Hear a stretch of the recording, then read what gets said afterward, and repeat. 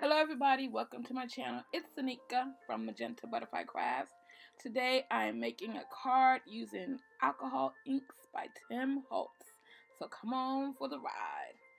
First I'm going to be using the Tailored Expression stamp called Striped Background, and I'm inking it up with VersaFine Onyx Black ink. And I'm using my Tim Holtz stamp platform. It's like the best thing ever. It allows you to stamp your rubber stamps, which is what I'm using right now, and your regular clear stamps. I'm actually using that towel to press down the paper to the stamp versus the other way around. It just allows for better pressure, and even now I'm not going to get the best impression. I'm actually going to do it twice. So once I lift it up, you'll see that it didn't come out nice. Yep, yuck. And so I'm going to stamp my ink my stamp again. Get lots of ink on there. And then I'm actually going to take my 4 1/4 by 5 1/2 piece of cardstock, bring it to my stamp. I'm going to put some paper on top, paper towel, so the ink doesn't get all over my hands. I'm going to press down hard and try to get as much ink as I can on there. And I even now I won't get the best impression, but I kind of like that impression I did get, and I just left it there. Here comes, and now I'm just looking at my piece to see if I like it or not, and I just decided to keep it. And here are my alcohol inks. I keep them in a little container, and I've been slowly collecting them from Michael's, and I think last week they were on sale for like $7.19, and they're usually $11.99. So I'm going to use Pitch Black, Pink Sherbet, Purple Violet, Snow Cap White for the mixative, and the alcohol blending solution. The footage got lost here, so that's me just putting down the ink, not knowing what I'm doing. I've seen a couple videos, so it's just me flying by the seat of my pants, you guys. So, and it's just putting down all the different colors, the pink, the purple, the black, using the white mixative, and then actually adding some of the blending solution. I let it dry, and now what I'm going to do is put some splatter on there, and that is my Zig Highly Opaque White ink. And I'm going to add a little water in there just to get the ink moving, give it a little stir. And I'm actually going to put it onto a block, just like you see. And then I'm going to get a wet paintbrush, and I'm going to start flicking the ink onto my alcohol ink piece. Who doesn't love splatter? Splatter makes everything better. I don't know, I got distracted, so excuse me there for a minute. But just constantly just consistently putting down that splatter until I'm satisfied.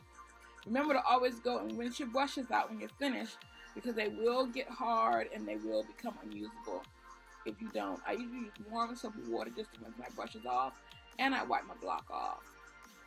I ruined the first piece, so I had to do a second one. So I used my Gemini Junior to cut out my alcohol ink pieces in the shape of a heart, and now I'm attaching it to my striped panel for my card. I'm gonna let the heart hang off on the side some, so I'm gonna cut it down.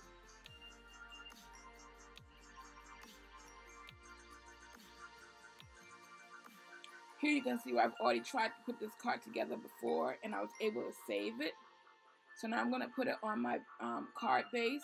I put a piece of black cardstock on bottom just to give it some more dimension, some more interest. That red Extreme Tombow adhesive was not working for me today at all. So that became a little bit of an issue. Here's my sentiment. It's from Handwritten Love. It's from Simon Says Stamp. It's from the set called Handwritten Love. I love the scripty font. And I just went and a piece of black cardstock using, what's the thing called? Using my EK Success powder tool. And all that does is when you wipe it on an area that you want to emboss, it'll make sure that all the embossing powder stays exactly where you put it. And so I prepped my piece. I stamped the image, the sentiment, and I covered it with embossing powder. I shook it off, and then I just heated that embossing powder, and that's how you got your raised sentiment. Last part of my card is putting the embellishments on. Right now I'm just looking through my stash to find some embellishments to match. Usually some type of enamel dot is what I enjoy using the most here recently. So excuse me for a minute there as I look around. I'm also in love with Pretty Pink Posh's clear droplets. If you can see up in the right hand corner of the screen, they're in that cute little container. That container is a tiny container tray made by Bead Store Solutions, which is how I store those tiny embellishments. It was the craze a while ago for all of your not glitter, but all your sequins. And you can Google that. A lot of, not Google, but check it on YouTube. A lot of crafters have done that.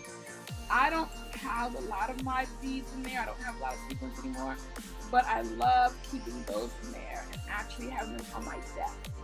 Because once you open the pack for Pretty Pink Posh, it is a Ziploc bag, I think, but it's a lot easier having them in the container. And the container is cute.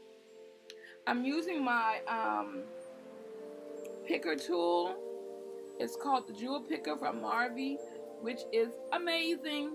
It picks up those tiny pieces for you really quickly, and it helps you to put down your embellishments, your tiny embellishments. So yeah, super awesome. And there is my card. I hope you guys enjoyed this video. If you'd like to see more from me, feel free to go ahead and subscribe. Hit that notification button and you will get a ding every time I post a video. Thank you so much for stopping by, and I will see you in the next video. Also, feel free to go ahead and check out these two videos I've linked to the left of the screen. They're the most recent videos on my YouTube channel. You guys continue to have a great day. Be crafty. And again, I'll see you in the next video.